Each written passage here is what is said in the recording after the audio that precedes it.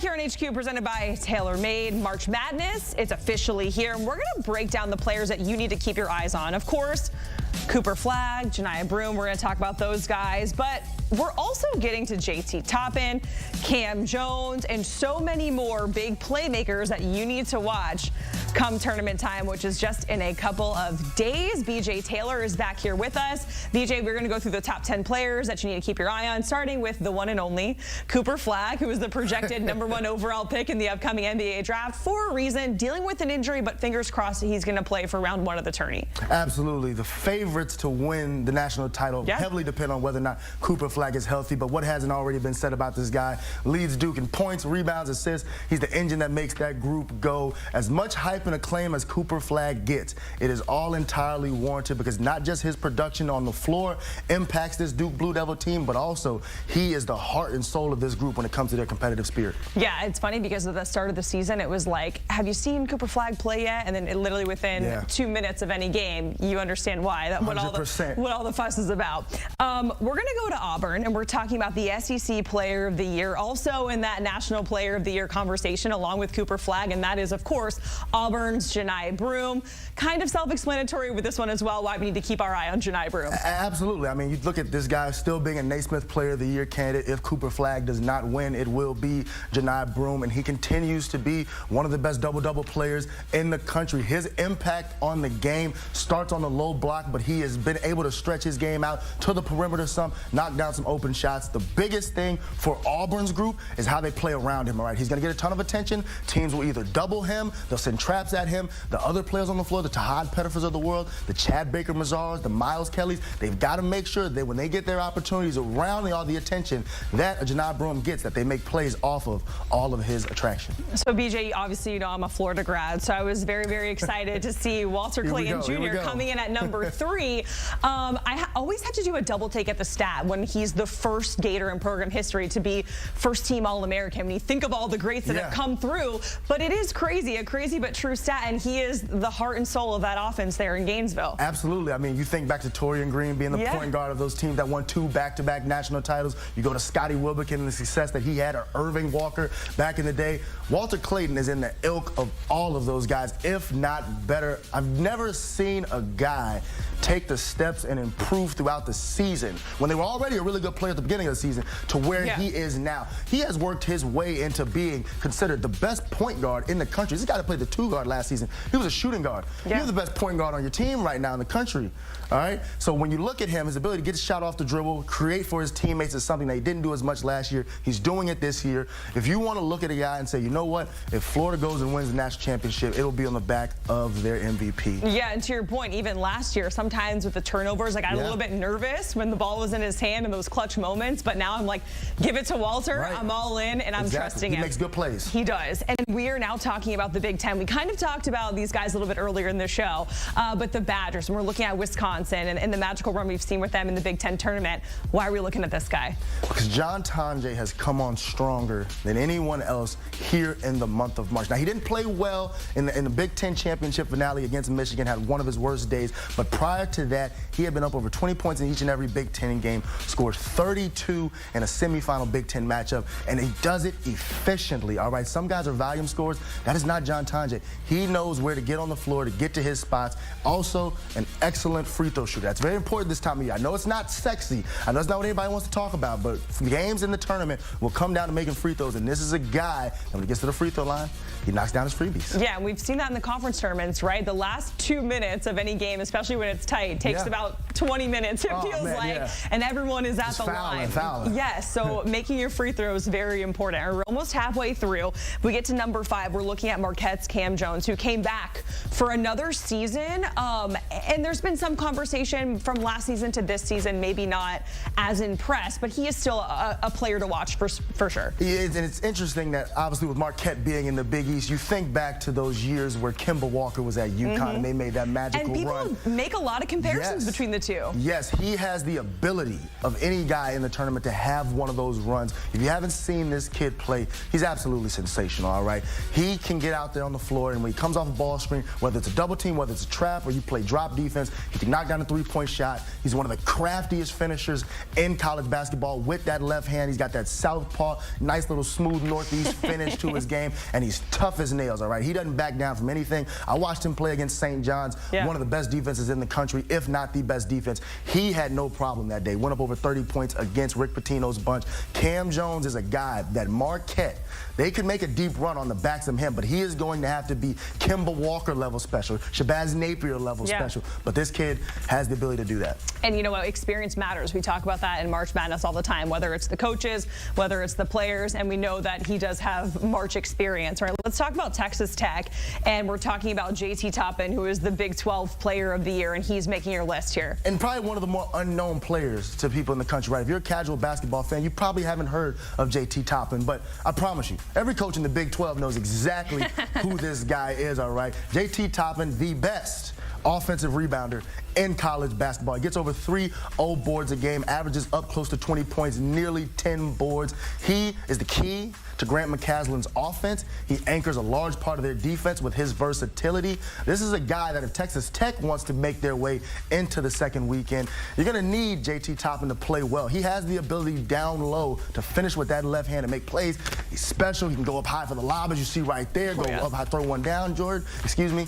I like the way JT Toppin plays basketball. It's a lot of J anchors here. It's a lot of J's. There's Jenny, Jordan, Jacqueline. Jacqueline, exactly. It's a lot. But you're the Michael Jordan. Oh, okay. Wow, thank you. Nice save there, BJ. Yeah, you did. I'm just glad we don't have to look at the Big 12 tournament core anymore because Loki kind of is giving me a headache. No shade. Let's go to Michigan because it's really been impressive what Dusty May has been able to do, including bringing over some guys from FAU, and Vlad is included. I mean, we're both Florida people, right? Who would have thought 3 or 4 years ago that we'd say, hey, you know, if you bring a few guys from Florida Atlantic up to the Big Ten in basketball, you'll probably have a pretty good team. Yeah, you're going to be winning there in Ann Arbor. That's exactly what Dusty May has done, and this guy has been the staple inside. Vladislav Golden, better known as Vlad Golden, the Big Ten Conference Player of the tournament. He was Big Ten MVP in the tournament, and he had a tremendous game in their semifinal win over Maryland, 25 points, 10 rebounds. Michigan is unique because they kind of play basketball backwards in today's society where everybody plays perimeter-oriented games. What do you mean by that? They lean on Vlad Golden inside, and they lean on his running mate at the front court in the forward position of Danny Wolf. They lean on those two. They're their leading scorers. Trey Donaldson does make plays in the backcourt at the point guard position, but Michigan's success is heavily reliant on 2 front court players, which kind of takes you back to 80s basketball. Yeah, we have 3 more to go here. We're talking about Iowa State. Once upon a time, we were talking about them on the one line, dealing with injuries now, but why is this guy on your list? Curtis Jones, the best 6th man in college basketball, hands down. Now, it's interesting because they will be without their second best player, Keyshawn Gilbert, for the entire NCAA tournament. That was announced yesterday. Without Keyshawn Gilbert, Curtis Jones will be thrusted into the starting lineup, and if Iowa State wants to find any form like they had in the non-conference, Curtis Jones is going to have to be absolutely special for the Cyclones. All right, let's go to Memphis. We're talking about PJ Haggerty because before the AAC, Penny Hardaway was saying, hey, we need him to step up. We need production, and we saw just that from him. Penny Hardaway's milking every last bit of juice and every last bit of juice he can get out of this guy, all right? He's squeezing every drop out of the orange. PJ Haggerty was giving him 22 points per game.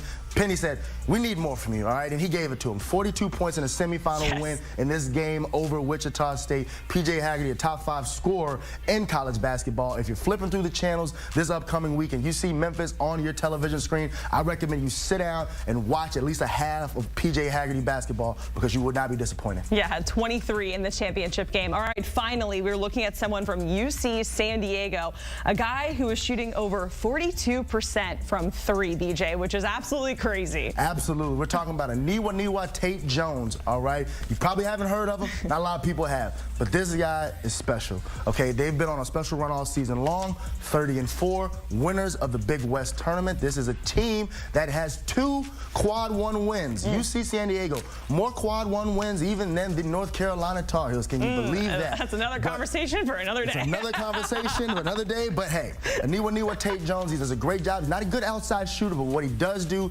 great at getting to the free throw line. All right, this guy shoots nearly 10 free throws per game, knows how to get to the line, draw those fouls. And this time of year, it's not about how you get it done, as long as you get it done. And Niwa Tate Jones knows how to get it done. Yep, a win is a win. BJ, Taylor, we certainly appreciate it. Going through the top 10 players to watch in the NCAA tournament, of course, headlined by Cooper Flagg, Janai Broome, and then Walter Clayton Jr. rounding out the top 3.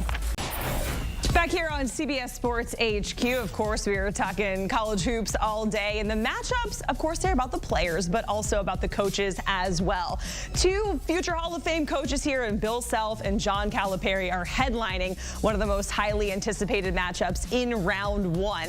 These guys have met 2 other times in national championship games. They split those. Bill Self and the Jayhawks, they are a 7 seed going into the tournament here. And then Coach Cal and the Razorbacks, a 10 seed.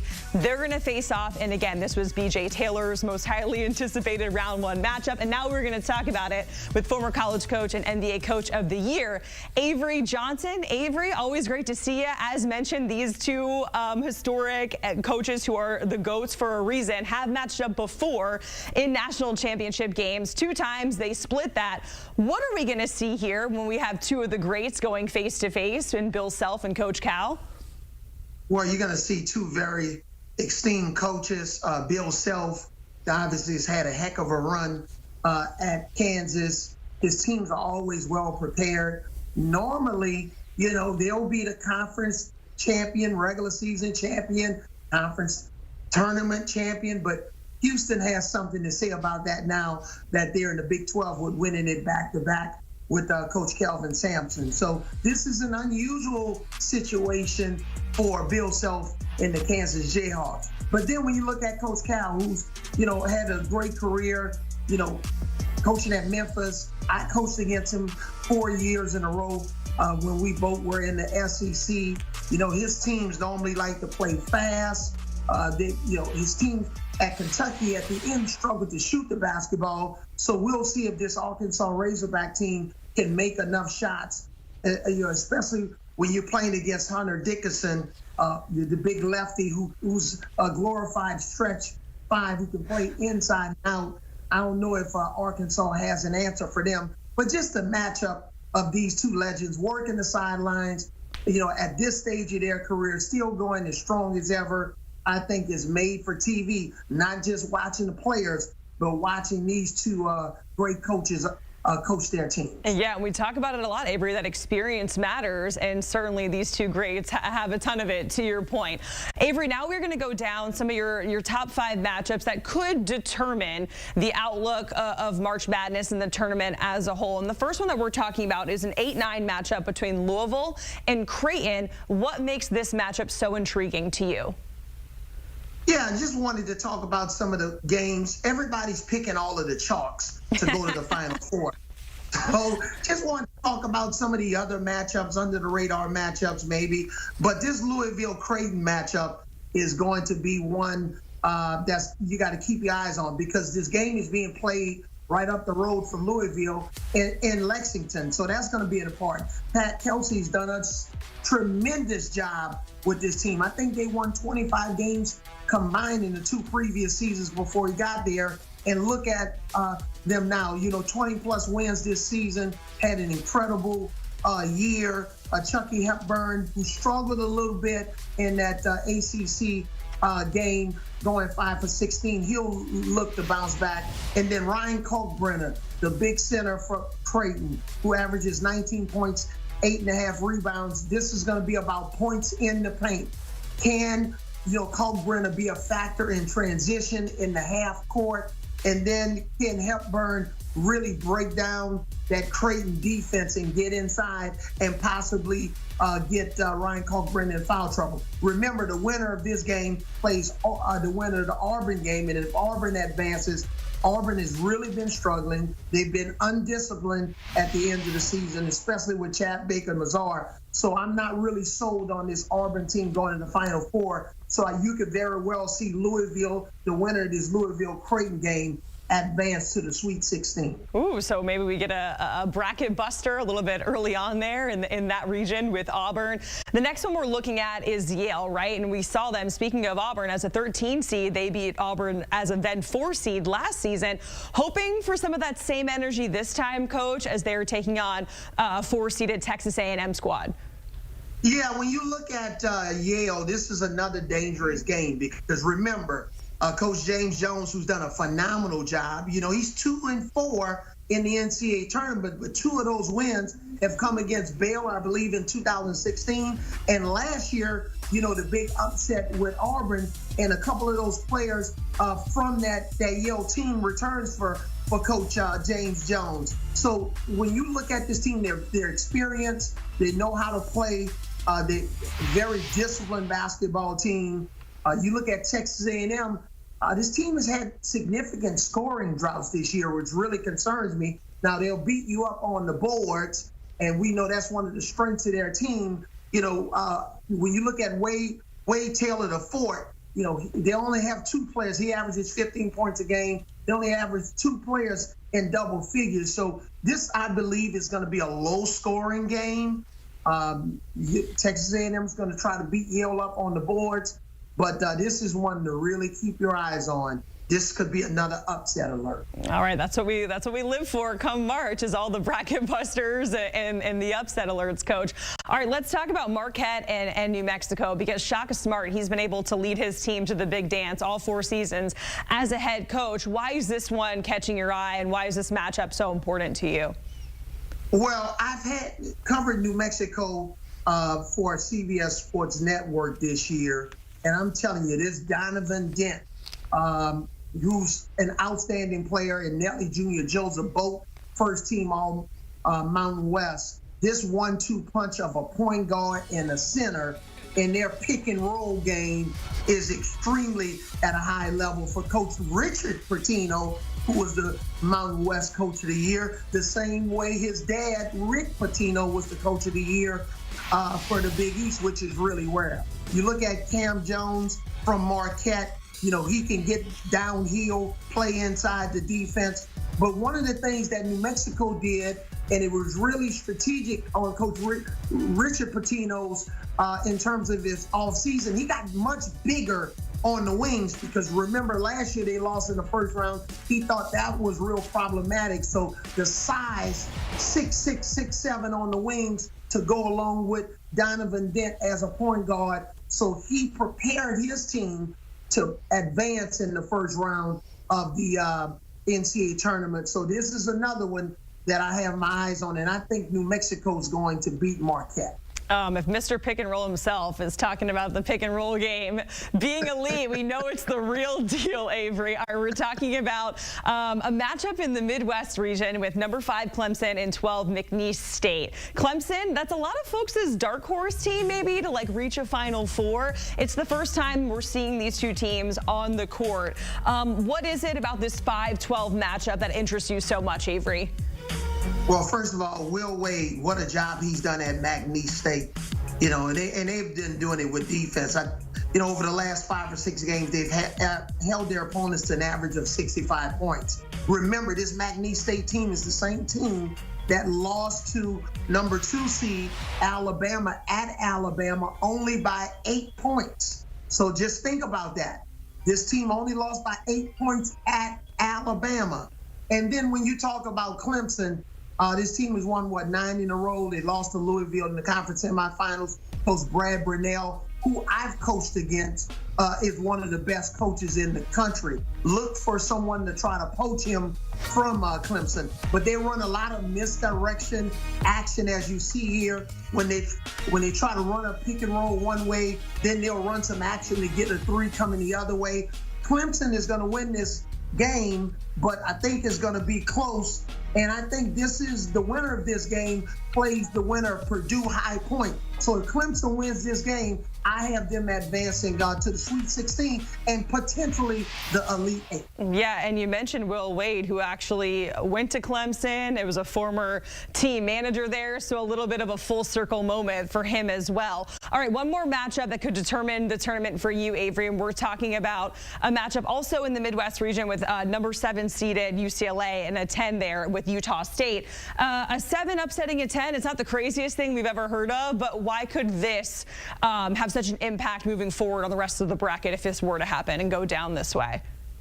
Well, if you remember UCLA's last game, defensively against Wisconsin, they gave up 12 threes in the first half. Wisconsin was 19 for 32 from the 3. And I know Coach Mick Cronin was really, putting what Harry has left out, if anything. But when you look at this Utah State team, prolific three-point shooting team, one of the best in the country. Ian Martinez shoots the 3. Mason Falslev, Dayton Albury shoots 48% from the three-point line. So they are going to be really looking to shoot this basketball. They run a 5-out type of an offense. Again, another team who I covered in the regular season for CBS Sports Network, especially as we were shooting our post-game reports back to CBS Sports HQ. I love it. So, again, this team can really light it up from the three-point line. So this is another game that you really have to keep your eyes on. Yeah, you know what, Avery, I keep saying, Rick Pitino, he always gives us good sound bites, but Mick Cronin is right there in that same category. He's always got something to say after the games. Avery, we certainly appreciate it. Looking forward to seeing a whole lot more of you come tournament time and when we all see all those matchups really start to get rolling. Avery Johnson here, and just a reminder as well, March Madness Live, that gets underway. You can watch every men's game live. It all kicks off on March 18th and, of course, going all the way through April 7th. All right, back here at BJ Taylor in studio. BJ's been with us throughout the weekend, holding it down during conference tournament, but now it's time to get to the big dance. So, BJ, when we're taking a look at your picks leading up to and through the Elite 8, we're going to hold off the Final Four till the very end, but we're going to go South Region here, taking a look at some of the selections that you've already been putting together. So here's how your South Region plays out. Auburn, Michigan, Ole Miss, and Michigan State getting through. Ultimately, it's going to be Auburn and Michigan State there in the Elite 8. So one of the things we want to highlight here is Sparty and Tom Izzo. Yep. They had a fantastic regular season. Not necessarily superstar driven here. So how would you compare this Sparty team to the ones in the past for Tom? Well, you hit it on the head there, Tommy. This Michigan State team is all about strength and numbers, all right? They're one of the deepest teams in college basketball. They have about 10 guys that are getting double-digit minutes every night. You just don't see that in this day and age in college basketball. Really strong defensively. As we know, a typical tough, physical, gritty Tom Izzo unit. But you compare them to teams of the past. The last time Tom Izzo went to a Final Four with the 2018-2019 season when he had Cassius Winston, an all-time guard for the Michigan State Spartans, leading the way. He doesn't have that this year. But what he does have, he has depth. He has a lot of different guys that can have a great night. Jace Richardson, a Columbus High School product from down here near Miami, a guy, son of Jason Richardson, a longtime NBA player. Michigan State has a real chance if they can get themselves past Marquette and Cam Jones. We know Cam Jones is one of the most exciting players in college basketball. Work their way up to Auburn. I like their matchup against the Auburn Tigers, especially with how Auburn has looked as of late. All right, let's get to the West region here. Take a look at your bracket. Again, we're going bracket by bracket, region by region, all the way leading up and through the Elite 8. And here we see, of course, we talked about some of the coaching matchups here. Bottom of the screen, St. John's and Arkansas. That means you get Coach Calipari and Coach Pitino. That also means you have Arkansas beating Kansas and Bill Self here. So what would that potentially be like to see these two head coaches in the round of 32? Well, first off, this is going to be the most exciting first 2 rounds of coaching matchups we may have ever seen in college basketball. Right? You got Coach Cal versus Bill Self in the first round, and then potentially you're going to get that Coach Cal, Rick Pitino rivalry revived, okay, or Bill Self versus Rick Pitino. You can't go wrong with either of those matchups. But I do like St. John's coming out of the bottom of that region until they get up to the Florida Gators. If you haven't seen St. John's this season, they have taken a stranglehold of the Big East. They are now the premier team in that league. Sorry, UConn fans, Dan Hurley. It was a good 2-year run you had. St. John's is here now, and it looks like they're here to stay. Kadari Richmond, R.J. Lewis, who you see on your screen right there, the Big East Player of the Year. They have Zuby Ejiofor in inside, who handles their paint, anchors the center of their unit. Now, every team has a weakness. St. John's weakness is pretty bad.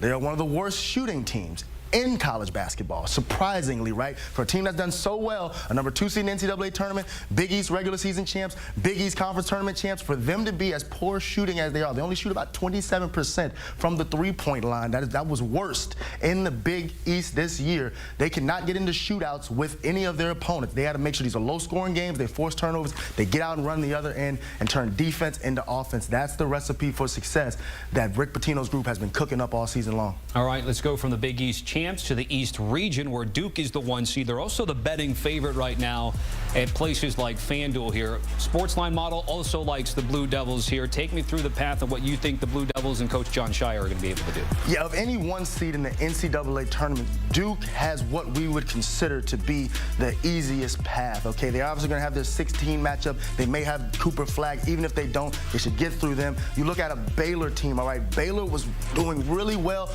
up until early February. I actually called their game down in Waco, Texas, where they lost their starting center, Josh Ojanwuna. They have not been the same since. They even fell into a last four in sort of circumstance. And then from there on, Duke would be looking at most likely in Arizona if they don't get upset by an Akron early on. We know Arizona, they played them earlier this year. Duke went into Tucson and knocked them off. I would expect Duke to do the same in the NCAA tournament. And then you have an Elite Eight matchup, which would probably be Duke versus Wisconsin or Duke, Alabama. Those are good matchups for Duke. Either one, Wisconsin and Alabama, both teams that want to get up and down, score a lot of points. They have exceptional guards, both of those groups in their own right. A Mark Sears at Alabama, a John Tonje at Wisconsin. But Duke is so stout defensively. So stout defensively. The only team in college basketball that ranks in the top 5 in the KenPom in both offensive rating and defensive rating. What does that mean in layman's terms? They can win in a variety of ways. They can win low-scoring games, they can win high-scoring games, or in between. Duke continues to find ways to win. All right, let's finish up in the Midwest region. You know, watching the selection show last night, BJ, it said that the committee had 5 different bracket versions because they were trying to figure out all the SEC machinations, and they didn't want them to play each other too quickly. However, you have Kentucky and Tennessee meeting there in the Sweet 16. Very familiar foes going at it. And you know what? The committee got put in a tough spot with this one, all right? If you're going to put 14 teams in to a 68-team tournament, eventually you're going to get a matchup of a couple of SEC teams a little bit earlier than maybe you would have liked. The most intriguing part of a Kentucky-Tennessee matchup is the contrast in styles, all right? Kentucky and Mark Pope have been a high-flying, high-scoring offense. One thing to watch with them is will their starting point guard, Lamont Butler Jr., who's been out the majority of the past month with an injury, will he return for the conference tournament and be at full force? Kentucky will need him, as well as Tennessee. Losers in the SEC championship to Florida. No, nothing to be ashamed of with that, all right? They had a great run into the SEC championship, knocking off the #1 overall seed Auburn Tigers. But will Tennessee have enough front court scoring? Will Igor Milicic Jr. show up for them? Will Felix Akpar, their other front court player, provide some sort of boost to go along with the sensational Chad Lanier and the defensive player of the year in the SEC, Zakai Ziegler? Tennessee and Kentucky would be must-see TV early on in the NCAA tournament. So a record-setting season for the Southeastern Conference, but now the question becomes, with B.J. Taylor's full bracket, Final Four, and national champion, and the answer is going to be no, an SEC team does not win the national championship. It's going to be Duke. Why? I believe that Duke has not only the most complete team, they have the best player in the field. If Cooper Flagg is completely healthy, Florida has been playing some outstanding basketball. When you look at what they can do offensively, defensively, led by Walter Clayton Jr., he's been great. But I'm going to go with the best player in college basketball to make the biggest plays in the biggest moments when they need it, all right? Cooper Flagg, if you want to staple yourself as a college basketball legend, you provide Duke with something it's never had before. It's hard to say Duke's never had something before, right, but you know what it is? It would be the first national championship of the Jon Scheyer post-Coach K era. You want to staple yourself in Duke infamy. Cooper Flagg, bring a national championship to Durham for the first time in the post-Coach K era. If it all plays out that way, Duke are national champs on CBS. B.J. Taylor giving us his bracket breakdown. You can get in on the fun as well. Scan the QR code there for the men's brackets, which lock in 2 days, folks. Play to win a trip to the men's Final Four next season, and also compete with your friends for the women's March Madness pool.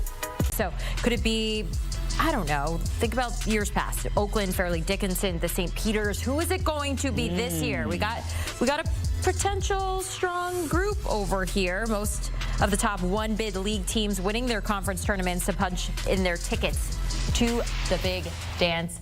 Adam Finkelstein joining us now to look at some of the top Cinderella candidates. We're going to count down the top 5. So everyone get your bracket out, get ready to circle some good little Cinderella stories here. We're going to start with the Drake Bulldogs in the West region. So nation's first team to 30 wins, Ben McCollum's first season as the head coach. How could you see Drake beating Missouri in the first round?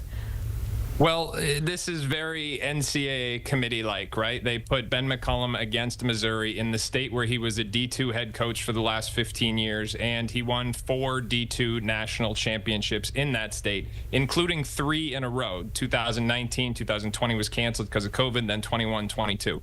So Ben McCollum was just an institution at the Division II level. He brought 4 of his players with him this year to Drake, and he has created, as you said, the first 30-win team in college basketball. They get it done in both ends of the floor.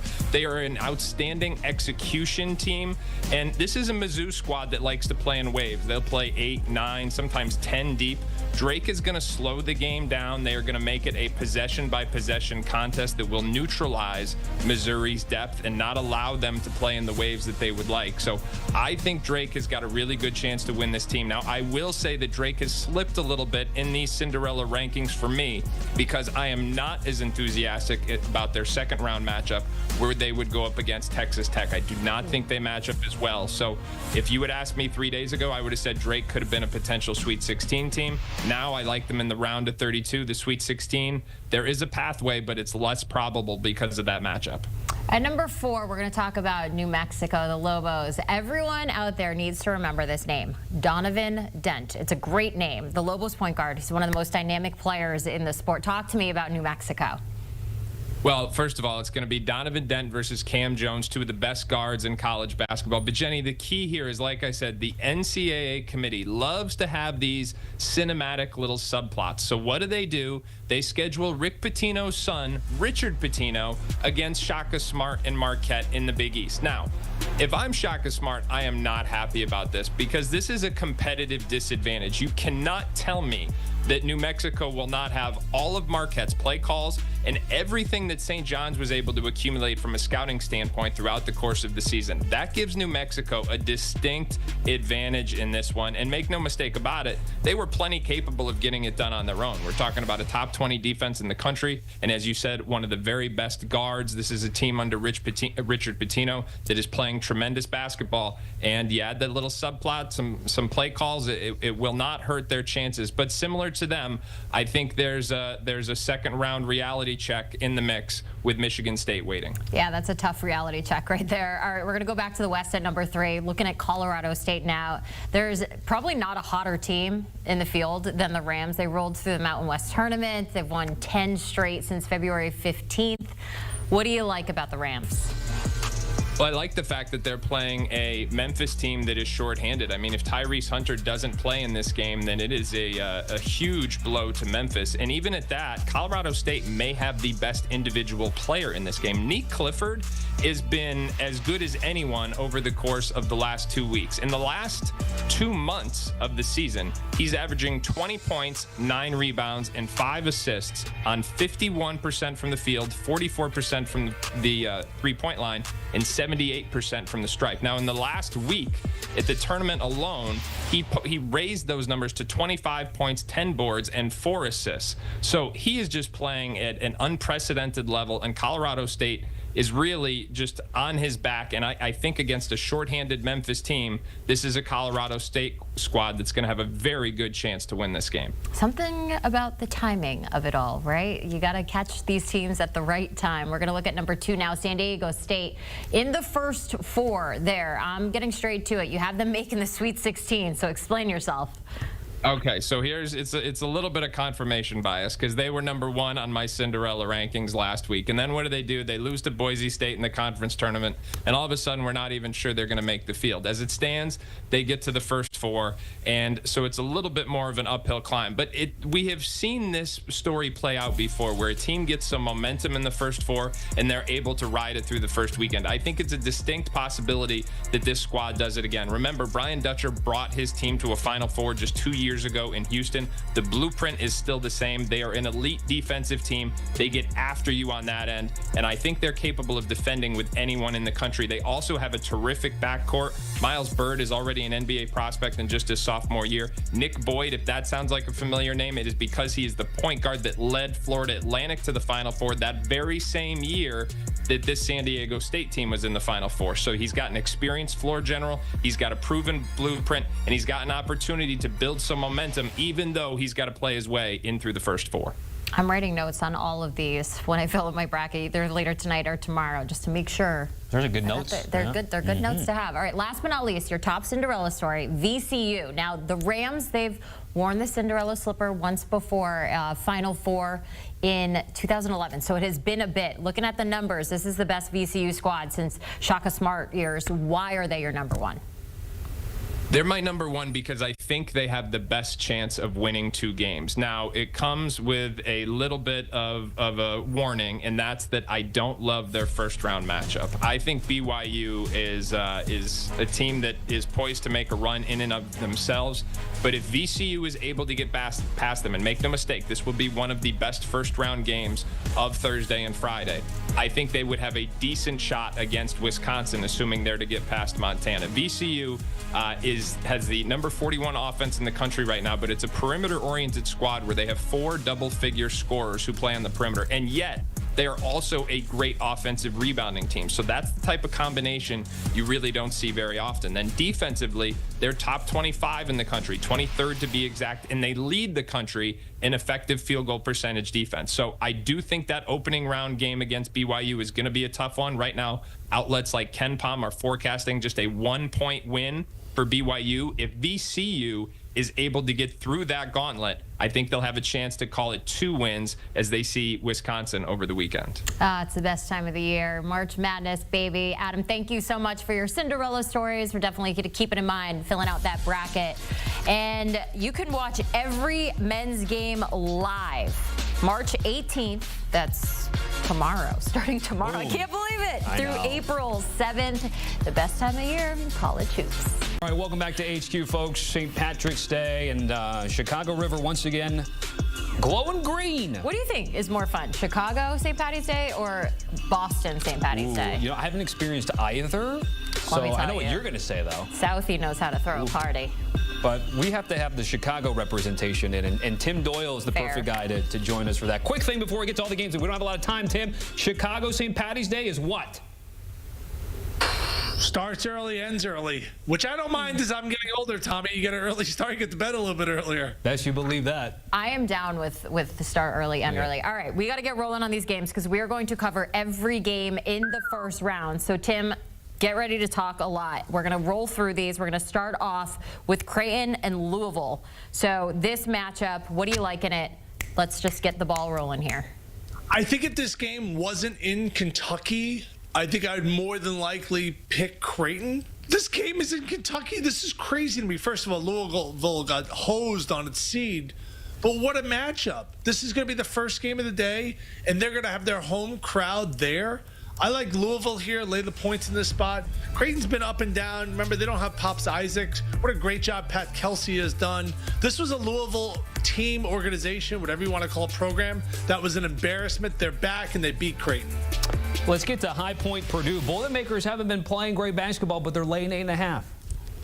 Yeah, I'm picking Purdue to win this game. Now, you know, I have them advancing. I get it. You lay 8.5, anything could happen late.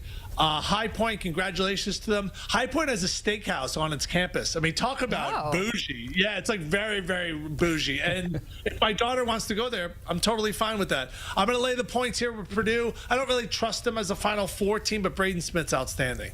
High Point also had a great celebration on our selection show yesterday on CBS. Did they? Oh, it was awesome. They were fired up for that one. Okay, next up we have Montana going up against Wisconsin. Montana, your Big Sky champs. What do you think?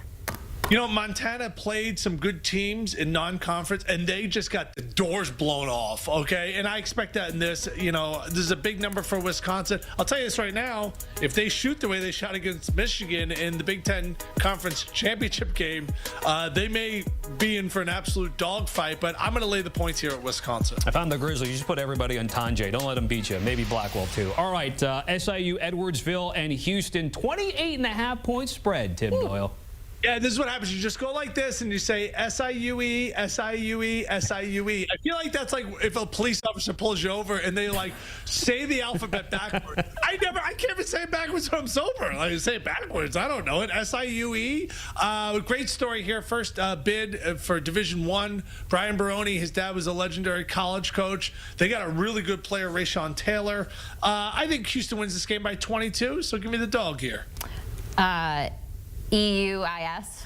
That's it backwards. I got you, Tim. Wow. Don't worry. We got you covered. Smart Jenny Dell. Oh, so smart. So fast. All right. Next up, we got McNeese and Clemson. For those who don't know, McNeese, they were the Southland champs. I feel like there's some teams out here where are they from? Where do they play? Go on, Tim. They played 20 conference games in the Southland. 19-1. I like McNeese in this game plus the points. I actually like them on the money line as well. Clemson's had a great second half of the season. The hammer is out. Yes, it is. Wow. I got my own little hammer graphic there. McNeese's got veterans. They also have a great coach in Will Wade. So they check a lot of boxes. They have experience. In the non-conference, they took Alabama down to the wire. They took Mississippi State down to the wire. And like I said, this is just too many points. I think this spread should be like 3, 2.5. Clemson deserves to be favorite, but I'm picking a very popular 12-5 upset here. Yep, Will Wade facing, he was an alum of Clemson, by the way, so Will Wade doing some good things with the Cowboys. All right, VCU, BYU, Tim. They say in boxing, styles make fights. This one could be heavyweight potential. Yeah, this is another alphabet game, right? It's like UCV and UYB. I like VCU in this game. I know Adam Finkelstein was just out here pumping them. You know what they have? They have their top 3 returning starters came back from last year. They have the A-10 Player of the Year. They have a coach in Ryan Odom that's already won a big game when UMBC knocked off Virginia. I like VCU here, and I actually like VCU to win multiple games in this dance. Next up, we got Georgia going up against the Zags. The Gonzaga has not been an underdog all season long. They're not one again, still favored in this one. What do you think? I think you're paying a premium for the name here, Jenny. I think with all the transferring and teams kind of changing, I think you see Gonzaga and you're like, oh, they're going to the Sweet 16. I think this game should be like 2.5, 3. I'll take Georgia here. They obviously won some big games in the SEC, but this is more about picking against Gonzaga. Which Gonzaga team are you going to get? You're going to get the team that lost to St. Mary's twice or the team that turned it on and beat them in the WCC final? They're just a hard team to trust. Can't lay points. Give me the dog. All right, Wofford in Tennessee, a 15-2. Do you want to lay it? Do you grab it? What's the take here? Yeah, Wofford's like the fake school that you go to when you were trying to get out of a conversation. We all had names as well. All right, my alias, Jenny, was always Frank Strawberry. Jenny, did you have an alias when you didn't want to tell someone? I did, but I'm not even going to tell you it. Oh, wow, that's really, really dark. Okay, give me Tennessee in the spot, lay the points. They've had games this year in Tennessee where they score like 44 points and you're like, what are they doing out there? But this is a squad that made the SEC championship game.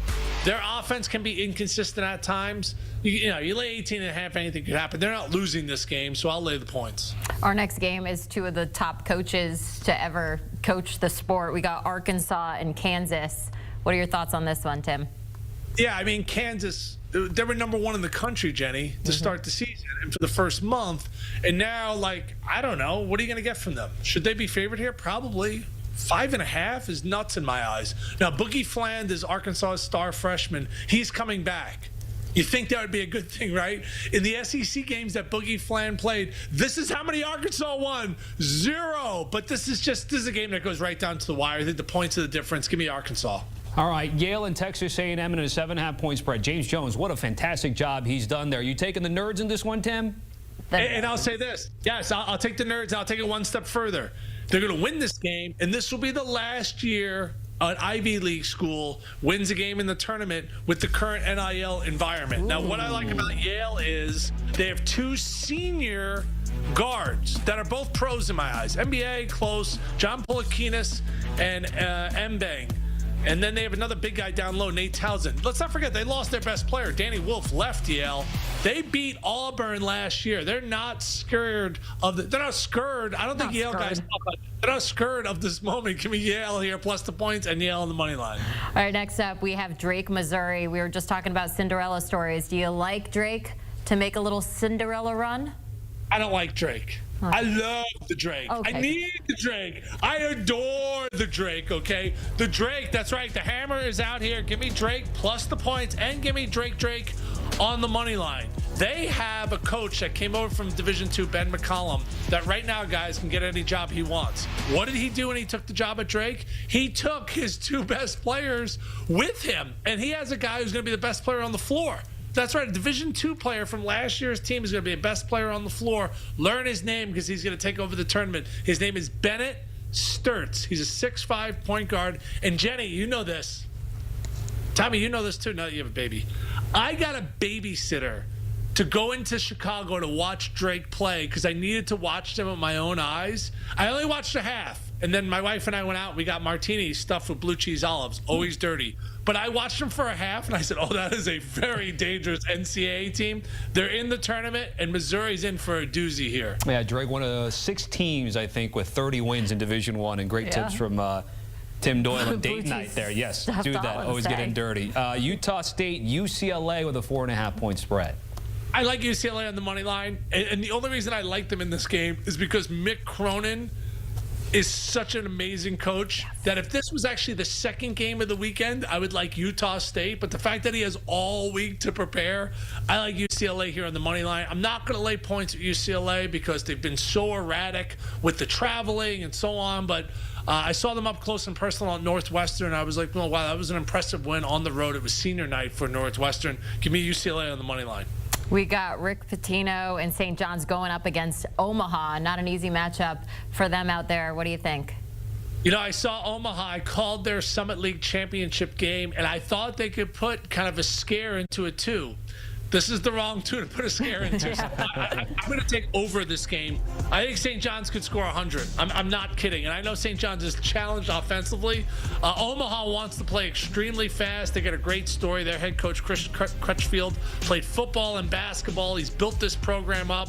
It's awesome that St. John's is in the tournament. And by the way, I actually think their road as a 2, because they would see, let's just say they see Arkansas, maybe Texas Tech. Their road as a 2 is easier than Florida's road as a 1. Florida's going to have to see UConn, Maryland. Like, they have tougher games in front of them. So give me over this spot. All right, let's go to UC San Diego and Michigan. Interestingly enough, Michigan wins the conference tournament title, but they're still a 5 seed. It makes you wonder the seeding whole thing. As for the game, Tim, 3.5 and what the Dusty May-led team is laying. Yeah, I love the seating talk. Like, I feel like, you ever see when Homer Simpson goes in the bush? You ever see that gif? I feel like that's what happens with Jerry Palm. Like, when the season ends, he just, like, disappears, just, like, out of the shot. Like, he just, like, winds out of there. I like UC San Diego here. This is all about matchup. Michigan's 2 best players are very tall, okay? So now what's going to happen is UC San Diego is going to play 5 out on the perimeter. Now, if they shoot 6 of 35 from 3, they're going to get their doors blown off. But if they make 12 threes, 13 threes, if Michigan is scrambling with Vlad Golden and Danny Wolf, they're going to be in trouble in this game. I think UC San Diego not only covers, UC San Diego wins. This is a bad draw for Michigan.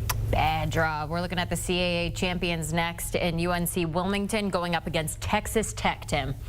Yeah, UNC Wilmington beat Delaware. Hi, I'm in Delaware. It's from Wayne's World. To win the Coastal, the CAA, whatever you want to call that conference. I think they're going to get their doors blown off here. Texas Tech's coach is a defensive coach, but he's got some great offensive players led by JT Toppin. I think they win this game by 20. Lay the points here with the Red Raiders. Back here on CBS Sports HQ, Tommy Tran, Jenny Dell, Tim Doyle. We just talked about all the Thursday games. Going to hit the Friday games now. 13 in 7 minutes. Let's go. Let's go. Baylor, Mississippi State. Tim, your thoughts? Yeah, coin flip game. I like Baylor. They have the best player on the floor. That's VJ Edgecombe. He's going to end up being a top 5 pick. Baylor's NIL budget was $6 million. I think that buys them at least one win here. All right, Robert Morris in Alabama, 22.5-point spread. I think Alabama can score 106 points here, so give me over here. We know one thing about Alabama. They can score. They've scored multiple games at 100 points over this mark. All right, we're rolling on Lipscomb and Iowa State, a 13.5-point spread there. I like Iowa State, but what I didn't like was they went Manti Te'o's girlfriend. They said Keyshawn Gilbert was healthy, and then all of a sudden, Keyshawn Gilbert's not healthy. So they ended up getting a 3 seed.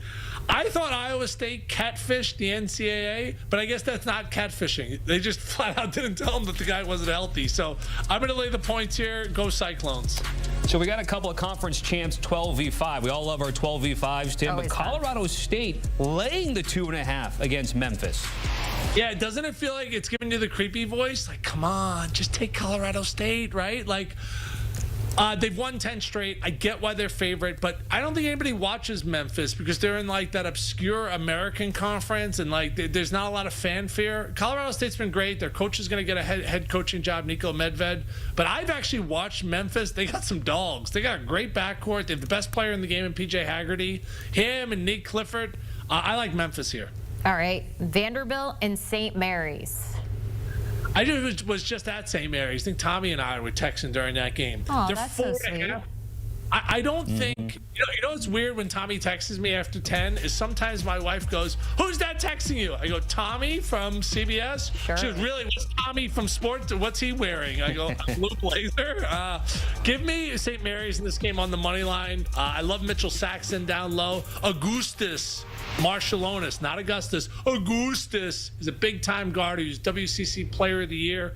I'm not laying 4.5 because they're challenged to score, so give me St. Mary's on the money line. All right. Wait, do you wear suits to bed after 10 p.m.? Are you texting wearing a suit jacket? Sometimes if I fall asleep or watching late-night CBS Sports Network games, it's happened before. I'm not going to lie. Okay. Grand Canyon, GCU, and Maryland. You've got tournament legend Bryce Drew on one side and the Crab 5 on the other here, so 11.5-point spread, Timmy? Man, I love Maryland. I think they got hosed with their draw because they're going to see Memphis. They're going to see Florida. I think they win this game by double digits. I love Derek Queen. I actually love everything about Maryland. I think they could be a kind of a sexy Final Four pick, so give me them in this spot. Florida, 28.5-point favorites over Norfolk State. That's a tough one. Yeah, I mean, the biggest thing, and I have Florida winning it all, by the way. Okay. The biggest thing I like about them is they're 100% healthy.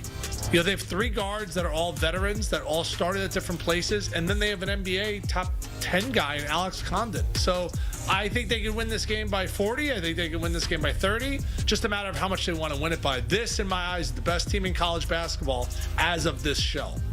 That path will not be easy, though. How about Troy and Kentucky with UK laying 10 and a hook? Yeah, I'm drinking the Kentucky Kool-Aid. They had 6 guys averaging double figures at one point. Their X factor is going to be Lamont Butler. If he's going to be out on the floor, he's such a great floor general. Remember, he made that shot for San Diego State a couple of years ago. I think Mark Pope's team is super fun to watch. I think they win this game. 10.5 is kind of aggressive, but you can only bet them or you can't bet the game. 5 games, 3 minutes left. Tim Doyle, we got New Mexico versus Marquette. Yeah, Marquette was hot and they're cold. They went Katy Perry on me. I like New Mexico here. Donovan Dent's an electrifying guard. They got Nelly Jr. Joseph down low. I like New Mexico here on the money line. I like them plus the points. Which A program, Akron or Arizona, first round? Oh, the A's. I think this game should be like 7. I cannot believe this is 13.5. Arizona, they're like, if they have the good filter on, they look skinny, they look athletic. If they have the bad filter on, they look overweight, out of shape. Like, you don't know where you're going to get there. Give me Akron plus the points. John Gross is an amazing MAC-level coach. I think his team puts a huge scare into Arizona. All right, we got Oklahoma and UConn, an 8-9 matchup here. What do you think? Yeah, Oklahoma got off to a great start. Not so much in conference. I don't know. You pick against UConn this time of year, you're kind of asking for it. I'll take UConn on the money line. I think they just figure out a way to win. 2 more to go. Brian and Sparty, what do we like? It's so funny. I have Michigan State going to the Final Four. I think they have an amazing path. I have Michigan State here minus the points. They're going to win this game. Bryant can score. They won all their conference tournament games by double digits. So I think this game could be one of those games that Bryant leads early and Michigan State imposes its will late in the game. I have Michigan State going far, so I'm going to pick them here. All right, another 12-5 matchup here. Liberty going up against Oregon. Yeah, Liberty played a fantastic non-conference season. Oregon's been super up and down. You don't know what you're going to get for them. I like Liberty here plus the points. I actually have Liberty winning this game. I have Liberty Akron in the next round, which Duke fans are just going to be thrilled about because they're going to get the winner in that game. There's so many teams. Oregon's one of them. They fall into like the Illinois category. Like, you don't know what you're going to get. We're going to get good Ducks. We're going to get quack, quack, quack. Or we're going to get bad Ducks. I don't know which Ducks are going to show up. You're going to give me Liberty in the points? What's a bad Duck sound like? Tim, bad duck? I don't know. I'm not That's like his quack after a couple martinis. It sounds like. All right, Tim Doyle, we're out of time. We got it all done, my friend. Great job. That was awesome. That was really awesome. Was out a couple of times at the very least with us here today. Appreciate you, Timmy. Thank you, Tim. All right, it's bracket time. Get your brackets in now on CBS Sports. You can play in a pool with friends, join our men's and women's challenges, your chance to win a new SUV, a trip to the 2026 Final Four. Get the CBS Sports app or visit cbssports.com/brackets to play now. This is CBS Sports HQ Spotlight. I'm Chris Hassel. Great to have you with us on this Monday. Not even 24 hours since the bracket reveal and not nearly enough time for some people to come to grips with what the committee did. That includes the governor of West Virginia, who today is asking his attorney general to investigate the NCAA for leaving the Mountaineers out. They were the first team left out of the field. North Carolina was the last team in. At Bracket Matrix, there were 111 brackets filled out, including one from our Jerry Palm. All 111 of them had West Virginia in. Fewer than 30 had North Carolina in. So let's hear from Governor Patrick Morrisey of West Virginia, standing in front of a sign that reads National Corrupt Athletic Association. West Virginia deserved to be in the NCAA tournament. This was a miscarriage of justice and robbery at the highest levels. Now, who was the last team to get into the tournament? Ahead of the Mountaineers. That would be the University of North Carolina. Now, let's see how their resume stacks up. The Tar Heels went 1-12 in Quad 1 games and even had a Quad 3 loss. And we keep hearing about the importance of these Quad 1 wins, but UNC couldn't even get more than one. So that's the word out of West Virginia today. Let's go to North Carolina and get the word out of there for Chip Patterson, who, look, Chip, I think it was before the governor spoke, and you were calling this the most hilarious thing that the committee could have done. What do you say about it now? Oh, I think that those are big words for a basketball tournament. Miscarriage of justice is a little bit too much, if you ask me. I understand that politicians are prone to bluster, but this is a be careful what you wish for moment for college basketball, because there was a big push to get more information on the team sheets. Ken Pom, Bart Torvik, wins above bubble. And guess what, Chris? All of those new metrics that were added to the team sheets all favor North Carolina. And so when you talk about the Quad 1s, I mean, you have flooded these selection committee members with so much information that Quad 1s don't mean as much as they used to because of that overload of information. And so then you get back to something, Chris, that reminds me of the College Football Playoff Selection Committee. And that is the Florida State getting snubbed, Alabama getting in a conversation that we heard the committee had, which is, who do you not want to play? And if it's a choice between West Virginia and North Carolina, the way the Tar Heels finished the season, it's who do you not want to play? Big advantage to the Tar Heels. That's the thing, is they have flooded these committee members with so many different numbers. They've actually made it more subjective than it's ever been. UNC is in the South region in that first four in Dayton. They will play in the first four tomorrow night against San Diego State. Chip, you're going to help us fill out our first bracket, I guess, of the hour here on CBS Sports Network. Let's start in the South, where Auburn is that #1 seed there. They're the #1 overall seed, but this is a region where 3 different teams have shorter than 5-1 odds. Auburn, Michigan State, and Iowa State. Take us through your bracket, beginning with Auburn. All right, we will start with Auburn advancing to the next round. We get to a Louisville-Creighton matchup that I think is fascinating and a bad matchup for the Creighton Jays. Louisville advances right there. And look at that Lexington, Kentucky date line. That is going to be really, really dicey. We'll get to that in a little bit. Everyone's concerned about UC San Diego as an upset darling over Michigan. The Tritons are great at turning the ball over. Michigan's guard play, they do have a tendency to turn it over. But, Chris, I know what I just saw from the Wolverines. They were underdogs in every single Big Ten tournament game, and they won every single Big Ten tournament game. I've got the Wolverines avoiding the upset. No, the upset in Denver, that's going to be Yale over Texas A&M. James Jones knows how to get it done. I think they do. I've got the San Diego State, North Carolina winner getting in over Ole Miss. I think that will be North Carolina. Then I have Iowa State over Lipscomb. Marquette and New Mexico. We have not seen the best of Marquette since the non-conference play. Will non-conference play open things up? I say no. New Mexico, more firepower. Michigan State over Bryant, no real question there. Okay, taking it back up to the top as we look at those second-round matchups, and I'm going to do it, Chris. I'm going to do it. I mean, just saying, we're playing in the state of Kentucky. Auburn lost 3 of its last 4 coming down the stretch. John Henson, who was with us in studio all last week, he kept asking, is Auburn peaked too early? I say yes. Louisville with the big upset over the #1 overall seed. Michigan over Yale, nerd city right there, but I think the Big Blues just got a little bit more size. And Iowa State, as Keyshawn Gilbert, all the questions about his status, the comments from Coach Otzelberger, don't like the vibes at all. I've got North Carolina advancing, then Michigan State over New Mexico. Too much depth, too much athleticism.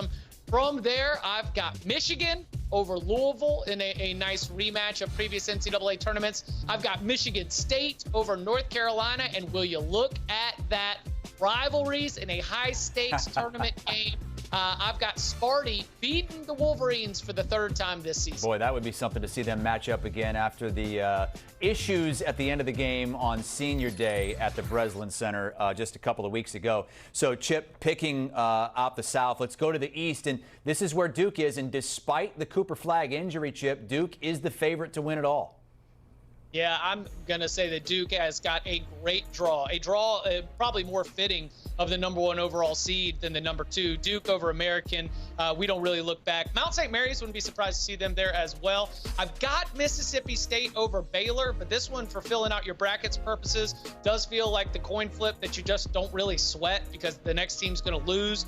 Oregon over Liberty. Dana Altman in tournament play is just absolutely lights out. And while Akron, the way they finished the season, could be a real thorn in the side of the Wildcats, I think that Arizona, thanks to Henry Bessier, the big man down low, takes care of business. I know that VCU is a really trendy upset pick, but again, let's look at the dateline, Chris. Denver, Colorado. We're playing at altitude. Both these teams like to run. One of them is used to running at altitude. I think that BYU holds on. And then I do have Wisconsin over Montana. Too much offense from the Badgers. St. Mary's and Vanderbilt. Vanderbilt's interior defense picked up by a lot of teams in the SEC. I think that St. Mary's, Randy Bennett will have them ready to do the same. And Alabama over Bobby Moe. Don't really have to think twice about that one. Getting up into the second round, Duke over Mississippi State. This Mississippi State team will not be able to defend the Blue Devils with or without Cooper Flagg. And then Oregon, Arizona. How about the old Pac-12 foes squaring off? I give the edge to Oregon. That's going to be a big Nate Biddle, TJ Bamba game. The bigs down low. Give me BYU over Wisconsin. They need that 3-pointer to be falling to be able to get this far, but I think they'll do it based on how they shot during the year. And I've got Alabama over St. Mary's in a just chaotic, pace battle. Alabama, one of the fastest teams in the country. St. Mary's, one of the slowest. Give me Duke over Oregon once we get into the regional semifinals. I think the Blue Devils will know the assignment. And give me BYU over Alabama as a little bit of a surprise. And then Duke over BYU in the Elite Eight. Okay, BYU has been one of the hotter teams in the country, but ran into a buzzsaw in Houston in the Big 12 championship in the Big 12 tournament. Let's get to the Midwest, where Houston is the 1 seed, but Chip, when you look at the betting markets, they're the only 1 seed where you actually get plus money on them making the Final Four. I think that's because you've got a team in Tennessee that is of 1 seed quality, and then teams like Kentucky and Illinois and Gonzaga that are all capable of getting hot because of their offense. All right, let's start with Houston, obviously advancing over Edwardsville, and then I'll go Gonzaga. Once again, a team who the analytical markets think is much better than the 32nd best team in the country. Clemson over McNeese. How about this?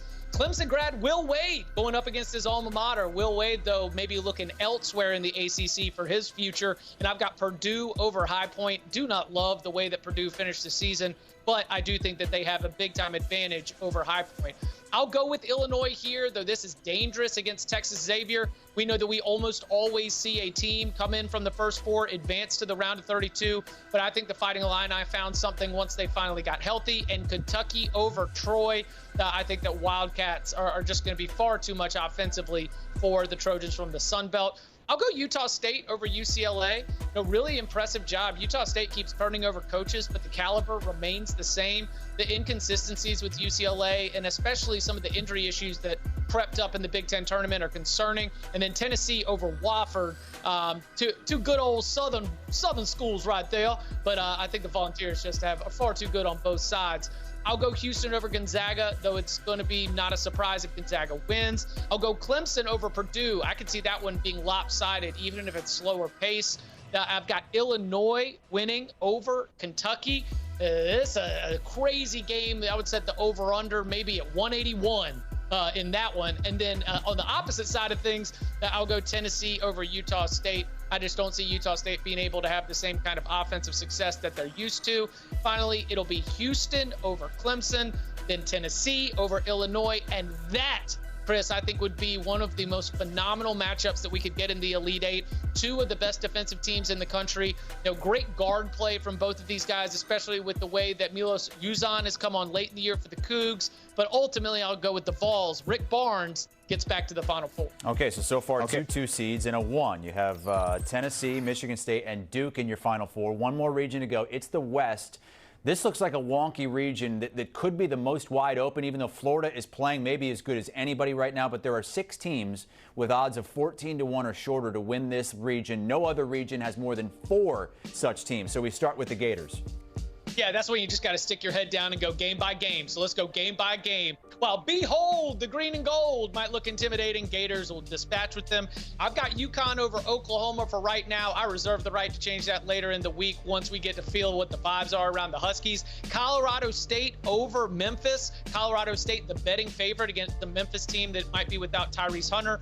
Maryland over Grand Canyon. Bryce Drew might have had his own heroics before, but I think the Crab 5 is too much.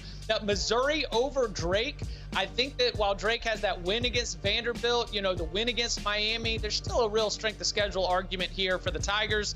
And then I've got Texas Tech over UNCW. I just don't think that UNCW caught the team it was looking for to pull off an upset. Now, when we get down into the bottom, I'll take Kansas over Arkansas. This has got to be a pride matchup for Bill Self. He doesn't want to lose to John Calipari here in the first round on Thursday. Then St. John's over Omaha. I know the trash cans have been great, but this St. John's team is better. Moving back up to the top into the second round, this one might be a bloodbath. Florida over UConn or Florida over Oklahoma. I think the second round matchup would go the Gators' way big time. And this is where, while Neek Clifford for Colorado State is a legitimate NBA player, so is Derek Queen from Maryland. And so I've got the Terps advancing to the Sweet 16. A great statement there for Kevin Willard. I'm going to go with Missouri over Texas Tech. Texas Tech has had some injury issues creep up over the course of the last month or so. If there's any re-aggravation of those injuries to McMillan or Williams, that could end up being a problem. And then I've got St. John's winning over Kansas in what might be one of the best possible matchups that we would get in the second round. Now, I've got Florida over Maryland. I've got St. John's over Missouri. And then St. John's might be knocking on the door. But here's the problem. We're out in the West region, so you don't have all that home cooking that you got in the Big East tournament of the early rounds. Give me the Gators advancing to the Final Four. All right, Chip has his Final Four set. Florida, Duke, Tennessee, Michigan State. We're going to get his title pick in just a minute. We want to know what your title pick is. Fill out your bracket right now on the CBS Sports app. You can play in a pool with friends or join our men's or women's challenges, maybe both. Get that CBS Sports app or visit cbssports.com/brackets to play our bracket games now. NCAA Tournament tipping off on the men's side tomorrow night in Dayton with the first two games of the first four. North Carolina and San Diego State matching up, two teams who have both played for a national championship recently. And the winner of that game is going to move on to face Ole Miss. And on Wednesday, it's Texas and Xavier, the winner facing Illinois. Let's get Chip Patterson back in here and add Sportsline's Mike McClure to get our best bets for the NCAA tournament. And when you look at those first four, every spread within 3.5 points. So the games should be good. Mike, what's your best bet from the first four? I like Mount St. Mary's, Chris. I like this matchup against American, and I think these teams are kind of even here. So I'm going to default to taking the points. But the reason why is the style of play. When I look at the pace of play in this one, it is going to be slow. It's going to be a half-court offensive game.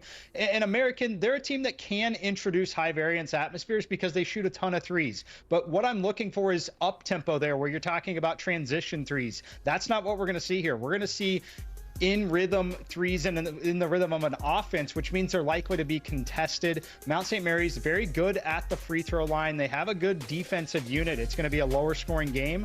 I'm going to take the points here with the Mount. Wow, the whole board to pick from, and me and M Squared are on the same page. I love it. Okay, so first-year head coach Donnie Lind for Mount St. Mary's has a group that has been an absolute ticket-cashing machine. The Mount is 14-5-1 against the spread in road or neutral environments, 14-5 against the spread as an underdog, 22-10 against the spread on the season. The number has been off on this crew, and it is because of their defensive prowess. It's what they did in the conference tournament to be able to get here, just holding everybody to lower scores, and it's a way that they can hang in this game and give themselves a chance to win. I too like Mount St. Mary's plus the 2.5. Going with the Mount. Winner of that one gets Duke on Friday. And for your best first round bets, you're both looking at Friday games, beginning with the very first game of the day on Friday on CBS, Mike, Baylor and Mississippi State. Chris, when I look at this is my WTF special of the opening round. Wrong team favored. Baylor +2 here. I think that they should be a -2.5 favorite in this game. Yes, they haven't had a traditional Baylor team. They haven't been great defensively, but they can do enough offensively. They're an excellent free throw shooting team, which we know matters a lot in March, especially on neutral sites. I just think Mississippi State's getting that SEC bump here, and it may not be warranted. When I look at what Baylor did down the stretch, I was actually impressed by their last several games. They lost by 4, but covered against Houston, crushed Kansas State by 14, almost took out Texas Tech, and easily covered that 6.5 point spread. And now we're seeing market movement of 3 to 4 points against them in this spot. I do not agree with it. I like Baylor here +2. I'm going to tackle that game that gets everyone's eyebrows raised. That would be the 12 seed Colorado State as a 2.5 point favorite against the 5 seed Memphis Tigers, and I think that line is too little. I will lay it with the Rams. It's not just the fact that Colorado State has won 10 straight games. That's the 6th longest winning streak in the country. It's that you really have to go all the way back to the 2024 calendar year to find bad losses or bad performances. You know, you lose to Utah State, New Mexico, San Diego State. Those are all NCAA tournament teams, conference foes, and with Nick Clifford, I think Colorado State has a certified NBA talent, somebody who can help you win in a close game. And so I like Colorado State minus the 2.5 against a Memphis squad that has some real injury concerns with Tyrese Hunter's foot. Yeah, we talk about the 12-5 upset a lot. This year it would be the 5-12 upset if Memphis is able to upset Colorado State. Last year we had the Cinderella run, I guess, from NC State. I mean, Cinderella run as it pertains to odds to make the Final Four. 40-1 entering the tournament to make the Final Four. For reference, VCU is 40-1 or so this year. So is Mississippi State. Chip, give us your value plays this season to make a run to the Final Four, because we've seen it last couple of years with Florida Atlantic the year before that. Yeah, I'm going to go down to Houston's region, where I think that you've got a lot of contenders, an open bracket. Then I'm going to identify 2 teams with high offensive ceilings that could meet in the second round. You could take Kentucky plus 850. You could take Illinois plus 1,000. Either one of those teams, I think, would be worth a flyer, just based on the fact that if they get hot, they can outscore everybody from the bottom of that bracket. If they have to face Houston, you've got the same issues where they've got a higher offensive ceiling than even Houston does. And so either one of those teams, the 3-seed Kentucky or the 6-seed Illinois, because this is a value play, we are taking some risks, and the risks are that their defensive shortcomings won't end up costing them. And so give me the bucket getters, the Fighting Illini or the Wildcat. Chip, I love what you're saying, because we're saying the same thing, that region is up for grabs. I just think that the gap between Tennessee and Houston in this region is not appropriate. You can find Tennessee plus 350 to plus 370. That's going to imply around 22%. I think that number should be closer to 26%, with much of that value just coming on an overvalued Houston side. If you look at Tennessee compared to Houston, they're nearly identical. Play with a very slow pace, very good on both ends of the floor. The only difference is they're more battle tested in that SEC, and they're a much better free throw shooting team. I think that the value here, even though there are one of the co-favorites essentially, is on Tennessee, as I think they are clearly the best team in this region here. Speaking of the SEC, setting all kinds of records for teams into the tournament. Auburn, the #1 overall seed. But when you look at the odds to win the national championship, there are 2 teams that have shorter odds than Auburn right now. It's Florida, plus 390. It's Duke, the favorite, at plus 290. Mike, who is your champion? It's Duke for me, Chris, and obviously it much depends on the health of Cooper Flagg, who I think is going to be fine, but I like the path that they have. They're the chalk for the reason here. This is an extremely complete basketball team, a very smart team. There's really not a knock on them. They make their free throws. They are excellent defensively. It's not just some team that can go get it done offensively, and they have the athletes to play any style. They can play a very slow, low possession game, or they can get out and run with the best of them. So I love Duke here, despite being the favorite. Yeah, I think Duke was benefited from having to defeat North Carolina and Louisville, 2 tournament teams, without Cooper Flagg in the lineup. We saw Tyrese Proctor answer the call, Con Knipple answer the call, Kaman Malawach answer the call. Now think about their confidence level going into this tournament. I am also taking Duke over Florida, interestingly enough, in my title game. The Blue Devils cutting down nets. All right, Chip Patterson and Mike McClure giving us their best bets for the NCAA Tournament, which tips off tomorrow night with the first 4 in Dayton. All kinds of great picks against the spread and on the totals for every tournament game at Sportsline. You can get 60% off an annual plan right now when you go to sportsline.com/join and use the promo code WINNERS. Well, it has been 24 hours since the brackets were revealed, less than 24 hours now from opening tip in Dayton. It is go time on the Primetime Scoreboard. Welcome to CBS Sports HQ. My name is Russ Thaler. That is Sportsline's Mackenzie Brooks. Mackenzie's with us all night to help us all understand the bracket a little better so we can be well informed when we make our picks. Awesome to have you. Let's get to it. We're starting with the #1 overall. For the first time in school history, it's Auburn. Top team all season in the league that got the most tournament bids ever. However, Bruce Pearl's bunch didn't win the SEC tournament. In fact, they kind of stumbled to the finish, losing 3 of their last 4. Auburn, #1 seed in the South region, edging out a Duke team as the #1 overall, a Duke team that beat Auburn back in December. Blue Devils tore up a less than stellar ACC. They're the top seed in the East region. Big 12 champs Houston. They lost to Duke in the Sweet 16 a year ago. This is their 3rd straight year as a 1 seed, looking for their 2nd Final Four with Kelvin Sampson at the helm. Florida Gators won the SEC tournament. They are the top seed in the West region. And we say hello again to Sportsline's Mackenzie Brooks. All right, Mackenzie, let's get to it. We're talking about those #1 seeds. We can make an argument, really, for any of them. They've all were great. They're #1 seeds for a reason. But which one of them do you see actually having the best chance when we look at the matchups and the numbers of reaching the Final Four? It's Duke, and they just got the right draw with that East region there. I think the world of all of these 1 seeds, and I do think Duke is such a talented team, but that's not the only reason. We give them by miles the best chance, at 36% chance to make it to the Final Four. It's just the matchups that they get. We talk about, is this a good team? Have they played SEC teams? Can they hang with the SEC? Good news for them is they wouldn't even have to deal with it until the Elite Eight, and it's Alabama. If I had to pick one of the SEC teams to play right now, I'd probably opt for Alabama. So we make them 10-point victors in that game if we put them head-to-head right now. So again, obviously this has to do with health, but as far as just getting a good draw, it's ironic that it's not the #1 overall seed in Auburn. No, and in fact, when you talk about the draw, that's probably the most significant thing, right? Because which of those #1 seeds has the worst draw, the least chance of making the Final Four? It's funny because we talked about this last night, and over the past 24 hours, you see the public and people start to pick and choose their favorites, and we actually think Florida has the worst chance to get to the Final Four of the 1 seeds at around an 18% chance here. Pretty significant drop-off from Auburn and Houston, dancing around that 25% here. But for Auburn, we could see early problems with this Creighton team. The Sportsline model has a lot of value on this Creighton team. Could be a Cinderella teaser type of situation we get into.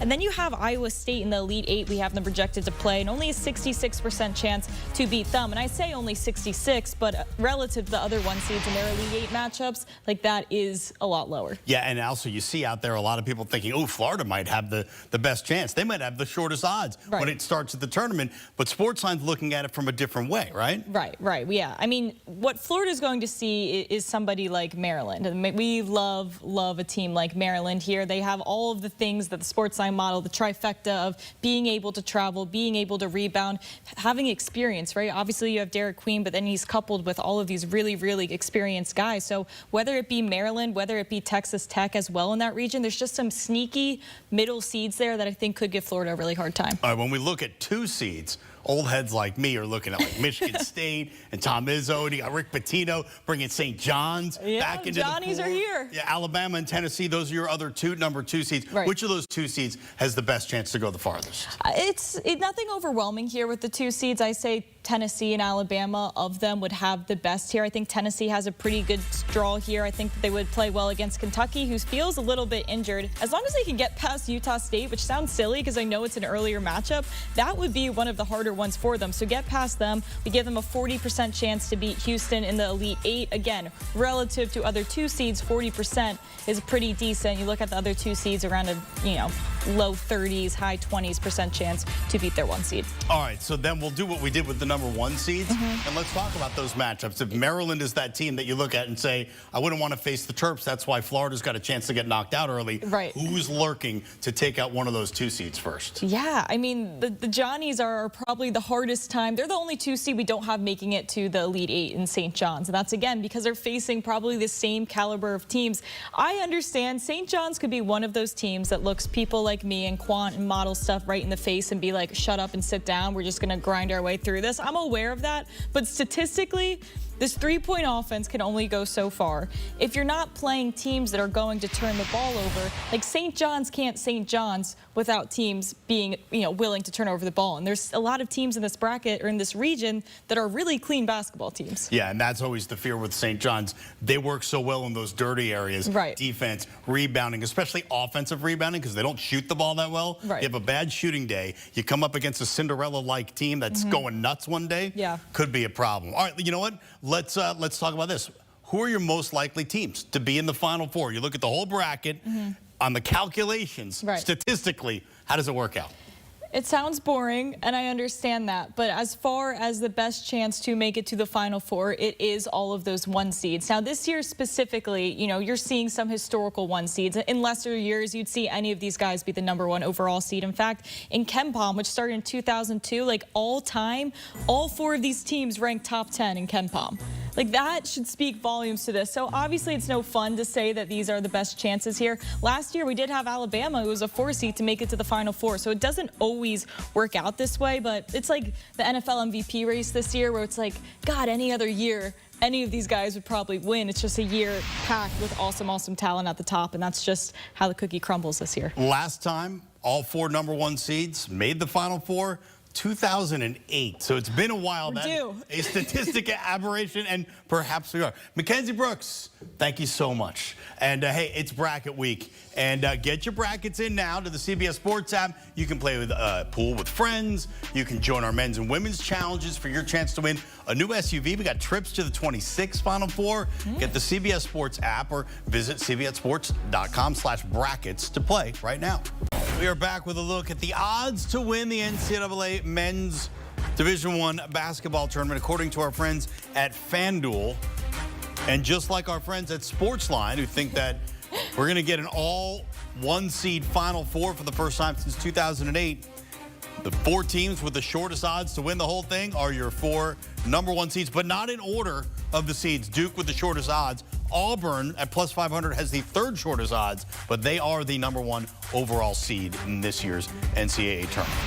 Russ Taylor back here on the HQ with Mackenzie Brooks of Sportsline. We were just talking about that. The number 1 seeds, Sportsline agrees, they're the number 1 seeds, and they're worthy of making the Final Four. Some of the other seeds, I think you guys don't necessarily agree with, right? There's a couple like red flags raised, like, oh, and here's the thing. This is me saying, you know, your resume's gone, whatever.